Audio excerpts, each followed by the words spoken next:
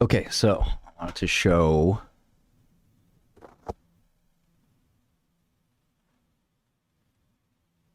Yeah, REPL is sort of cooked, right? I mean, I wanted to go through the balance sheet of Kyosha so we get a sense for what's the capital structure of this company. So, of course, we start with the cash. They have 470 billion yen. And then they have AR.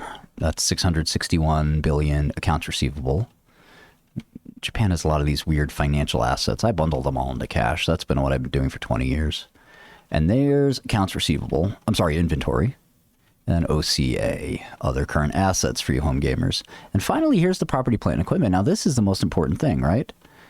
I like to say PP&E is the soul of business, but I say other things are the soul of business too. So take it with a grain of salt or soul.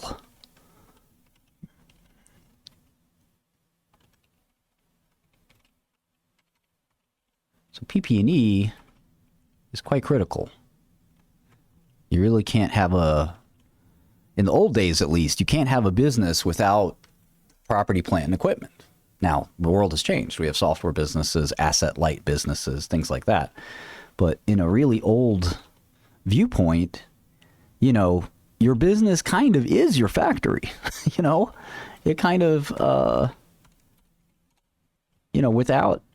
without your factory and plant, what do you have? Now, these days, we have people, and the people are kind of the assets in some ways, or brands. But I think, I want you to think about it this old way to some extent. And this is a Buffett, kind of a Buffett way of thinking about it, which is important. Because it's this very practical, no-nonsense way, and I'll explain why in a second.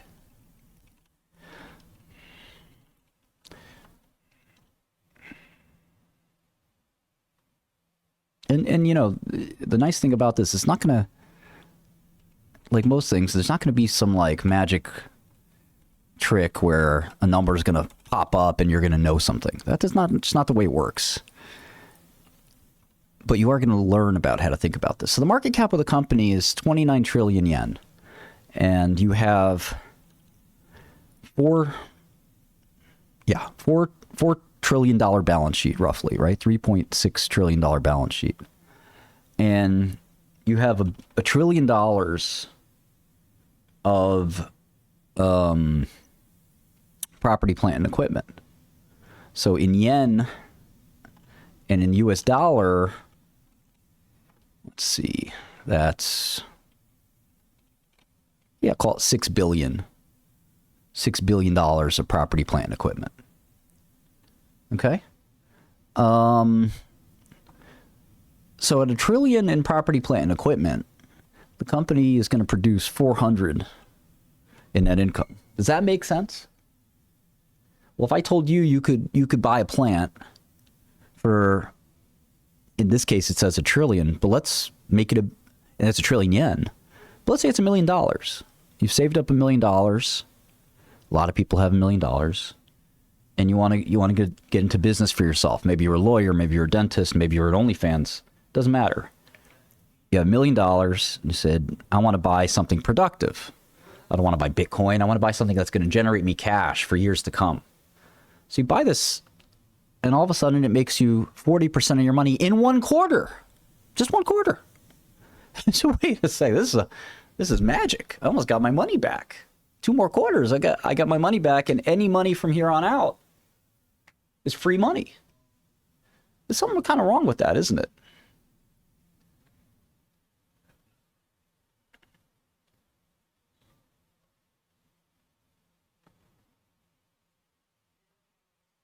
It's too good to be true. Something unusual about that. That's a 40% return in 1 quarter. And I want you to think about these as financial assets. Because you can go, instead of buying the stock, right? You saved up all that money. You got $1 million. You can buy $1 million of stock in a company, or you can go buy a machine yourself. Right? and say, to heck with the stock market. Close my Interactive account. Close my Robinhood account. I want to go buy the machine. And think about GPUs, right? I have friends that started out buying GPUs, and now they own huge GPU businesses. So what's better, the stock or the actual asset? Right? And again, if you look at drug dealers, they are capital light. They have no capital equipment. They have no factory. They're just in distribution. So the high returns there lead you to understand that there's something wrong with this business. I shouldn't be making this much money. And of course, we know that you can't make that much money in that business because it's illegal. So if you do make money in that business, it's easy come, easy go. And that's kind of what's happening here, is the stock market's sort of telling you, well, it's interesting because this is independent of the stock, right? This is the balance sheet telling you. It doesn't matter if where the stock's trading, but the balance sheet is telling you these guys are killing it. And they're in a very enviable position. And other companies may want to also be in that enviable position. And that's the kind of thing that, you have to scrutinize and say, well, and this is obvious, right? This is obvious to anybody who's been following these stories, but I want you to understand that this is why, you have to care about the process. What is this trillion yen that they have of equipment? Is it Lam Research's equipment? Is it ASM Lithography's equipment? Is it different gases? What is it? And of course, their know-how, right? Their know-how is what's really valuable. It's not just the equipment. It's knowing how to use it. It's having experience with it. And of course, it's having clients who depend on you. All those things matter too. And those don't appear on the balance sheet. But I want you to think about it from Warren Buffett's perspective. He'd say, well, if I can buy this plant, I've got money at Berkshire, I'll buy this plant, I'll sell this flash memory myself. And he's right. He could do that, right? But he doesn't have the know-how. No problem. I'll just hire the people. I'll hire each of these people. I'll hire whoever the senior manager is. I'll double the salary. Come to Berkshire. Come to Omaha. We'll build a good old... We used to have farms here. We'll build a good old NAND flash plant. Well, okay, but can you get all that equipment overnight and get it all, installed correctly, the right people hired, all that stuff? Not easy. And your job as an analyst is to look at this and also think about your competitors, saying, why isn't Intel doing this? Intel made DRAM. They invented it. Right? Why doesn't Intel just say, I have half this equipment. People who know how to do this. For $6 billion measly dollars, I can get, a huge return. What's that, $2.5 billion return in 1 quarter? Now, again, these things take time. There's IP, there's standards. It really isn't as easy as I'm saying. And that's why Kyosha is in this very enviable position. Because you can't just spend a trillion yen, which is $6 billion, put up a plant and be in business tomorrow. It's just not that, it doesn't work that way. But as we study this carefully, we want to understand all about how does this stuff work? What's really happening with that? And they have plants in Yokkaichi and Kitakami. And we're going to learn, what is it they have at those plants? And there's a lot of ways you can study this. I'll show you some secrets if we have time, but we also have Meta and Microsoft coming up.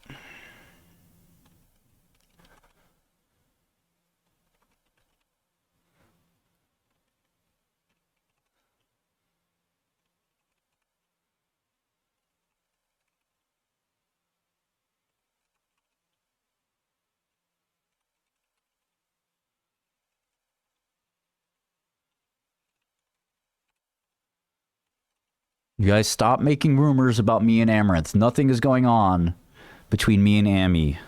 Okay? I'm sick of seeing these rumors. Amy pregnant with Shkreli's baby. Stop putting those rumors out there. It's crazy. I saw it on the newspaper, on TV.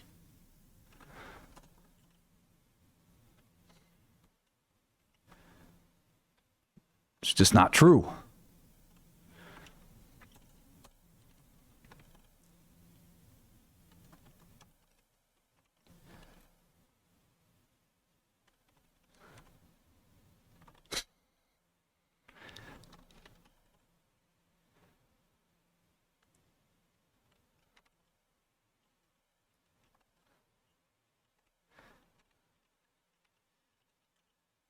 I heard Sydney Sweeney has a boyfriend. Maybe in finance. We'll see.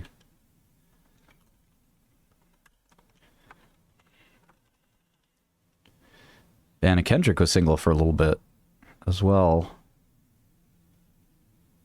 There's a guy who's dating her who looks a lot like me. In fact, he played me on SNL.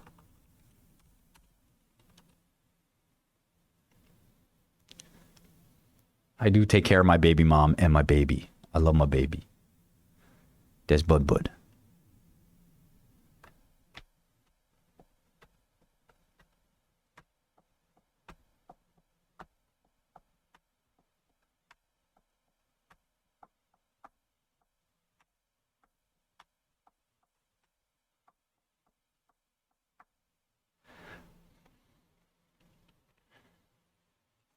Okay, so is there anywhere in here Kyosha tells us more?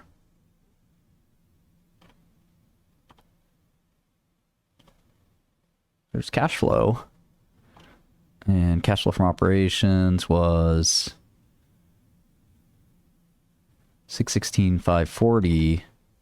And CapEx was 281. So they added 281 to that trillion. Think about that.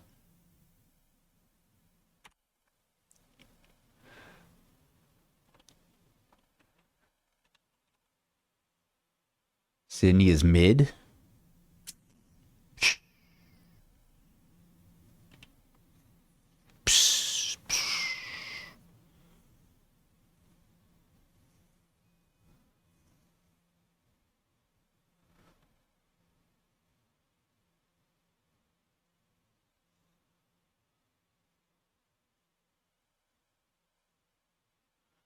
Yeah, we're kind of measuring them out right now, aren't we? In it.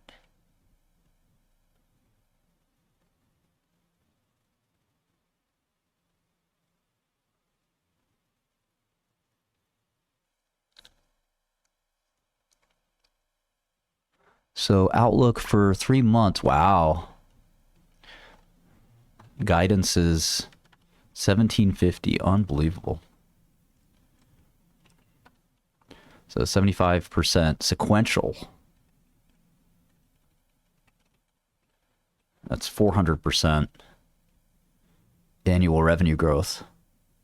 And chances are that's going to be going up even further in calendar Q3. I've heard things are up 25% already. If that continues, Kyosha, I mean, margins will probably go up too.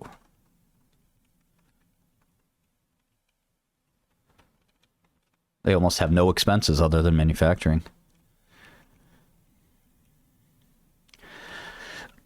Excuse me.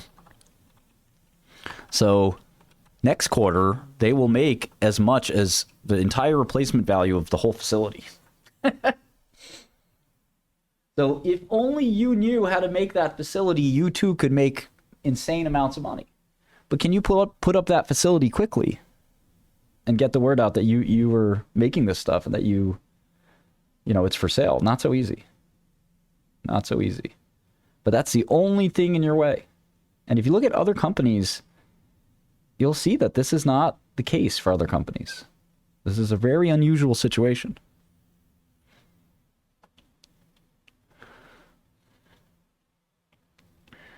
No, I'm not on the spectrum.